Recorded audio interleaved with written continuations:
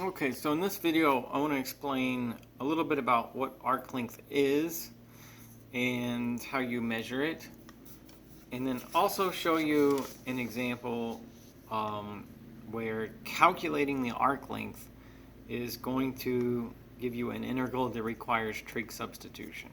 Okay, because I'm including this with my series on trig substitution. All right, so let's see, what is arc length first of all? So say you have a curve on the xy plane, and you look at a portion, say this portion in red right here, from point A on the x-axis over to point B on the x-axis, okay? So that has a certain distance right there from this point to that point.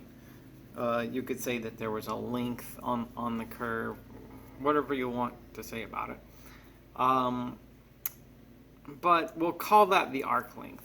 And the length of that portion there that you see is found by this integral. The definite integral from a to b root 1 plus y prime squared dx. Okay, so that's how it's done.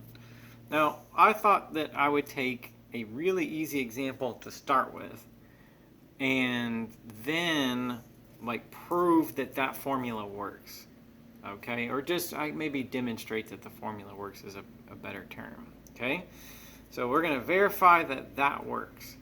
So could you calculate the arc length of that line from this point to that point? So here's a not to scale picture of that, but it's a line and it's roughly accurate. It's accurate enough for us. And I want to know how far it is from here to there. That's what the arc length is.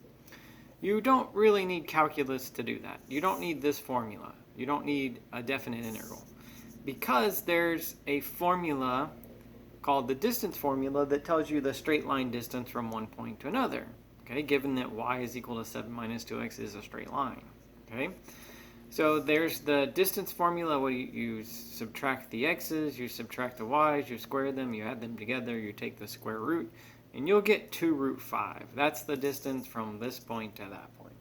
All right. Now, I wanted to demonstrate that this works, though. I wanted to demonstrate that this is going to give us 2 root 5. So if we use calculus or geometry, we're going to get the same answer, given that we do things the right way. Okay, so what's this? The integral from a to b root 1 plus y prime squared dx.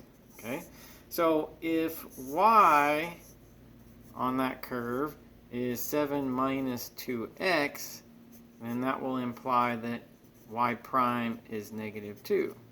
Okay?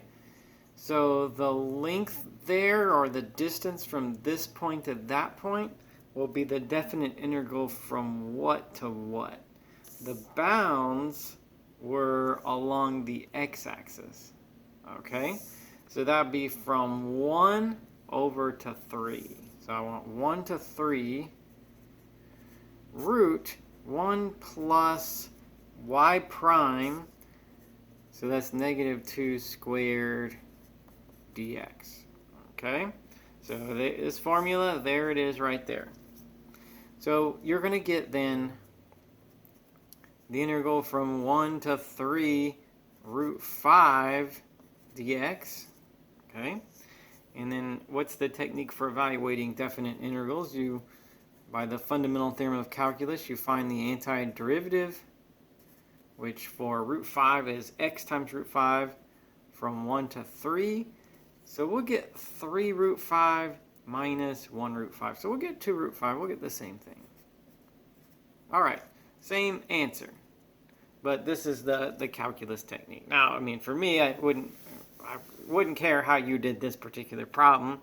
I just wanted to show you that I can use geometry or I can use calculus and I get the same answer, and also at the same time I introduce this formula to you and the concept of arc length. Okay, so let's try one where we're not going to be able to do it by geometry or something as simple as the distance formula. Okay, so here goes. Can you calculate the length of the curve y is equal to natural log of x on the interval from 1 to 7? Okay, so from 1 over to 7 on the x-axis.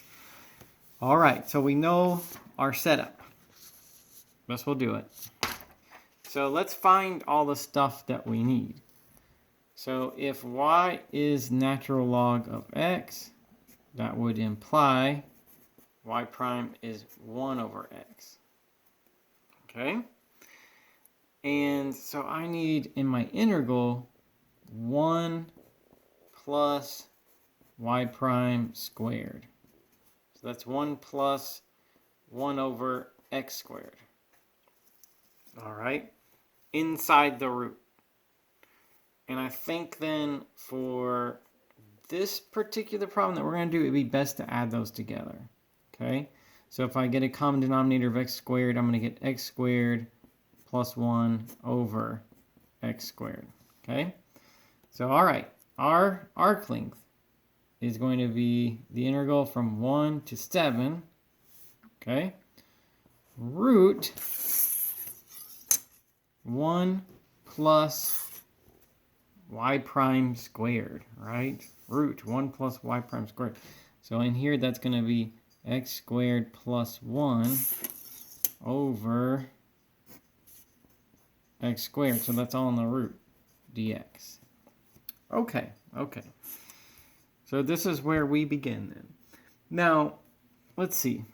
I combined these together to that. And here they are in my arc length formula. Roots apply across division and multiplication. So if I wanted to, which I think would be helpful this time, I could look at this as root x squared plus 1 over x. It's the root of that top part, x squared plus 1 over the root of x squared. And so that will be x dx. Okay? So this here, this is trig substitution. So I've made my videos about that already. Okay? So I'm going to say that for this integral right here, I'm going to use the technique of trig substitution. And by all the explanation I gave in the videos that came up to this point, I'm going to suppose sub x is equal to tangent theta. And dx is equal to secant square theta d theta. Okay.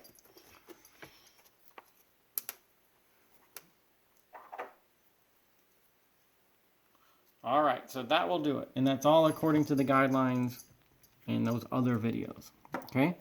All right, so let's do this. Let's hold off on the bounds, all right?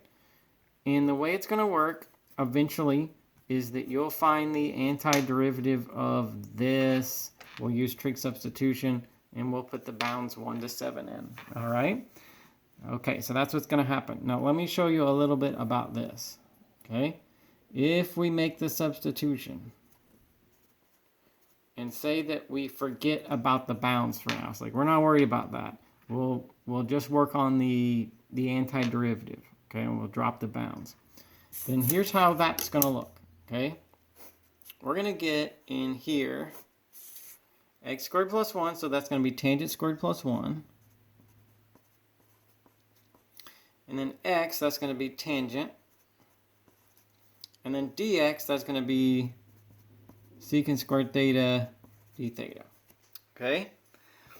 And tangent squared plus 1 is secant squared. So, we're going to get this.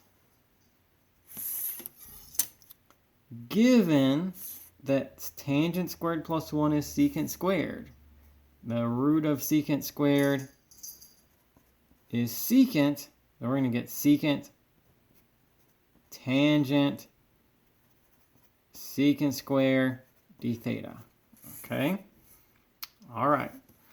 So that's where we end up so far. Now, as always, we've got to get this to a point where we can work it. And I think this one takes a little bit more insight and creativity than some of the others we've done. There are lots of things that you could do with this. You could say tangent sine over cosine, secant 1 over cosine, you just mix it all together. There's lots of identities, but I think that the one that we want is like this. Okay? All right, because there's lots of things that we could try. There's lots of identities, but here's the one that I think that we can get to work. secant squared. Let's leave these alone and say secant squared is 1 plus tangent squared. Okay? All right. And then I'm going to take this, distribute across, and simplify what I get. All right? So here goes. If I do that, I'll get secant over tangent times 1. Okay? Secant over tangent, that will reduce to 1 over sine. And so I'll get cosecant. So when I do secant over tangent times 1, I'll get secant over tangent. But that's 1 over cosine, sine over cosine. That will reduce to 1 over sine or cosecant. Okay. And then if I do secant over tangent times tangent squared, I'll get secant times tangent.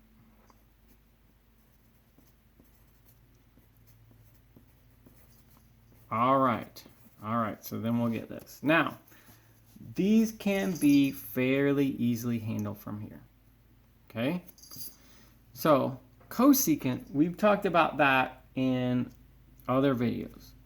The antiderivative of cosecant is negative natural log, absolute value, cosecant plus cotangent.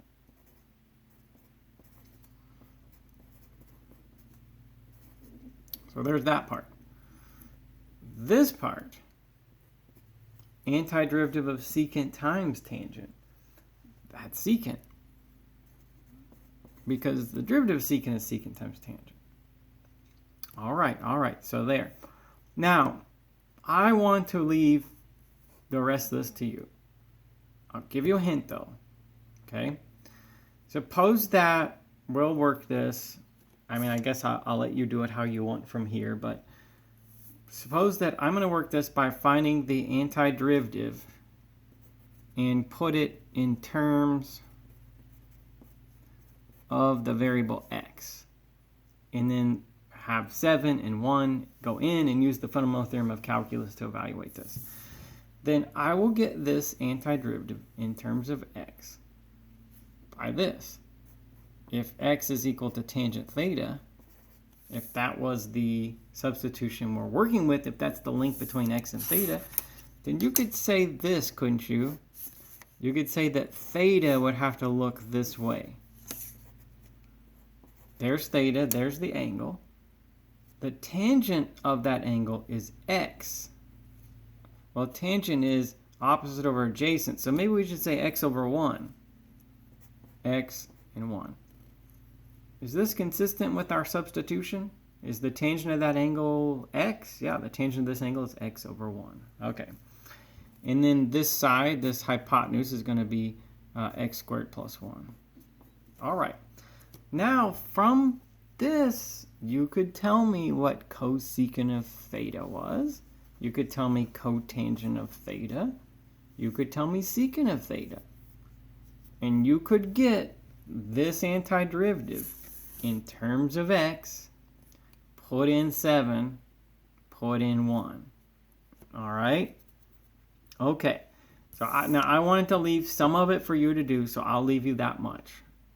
Now, what you'll get, though, if you do that, because I would like you to be able to do this, I'd like you to work this problem, is you'll get, so I worked this out before, until you'll get 6.396.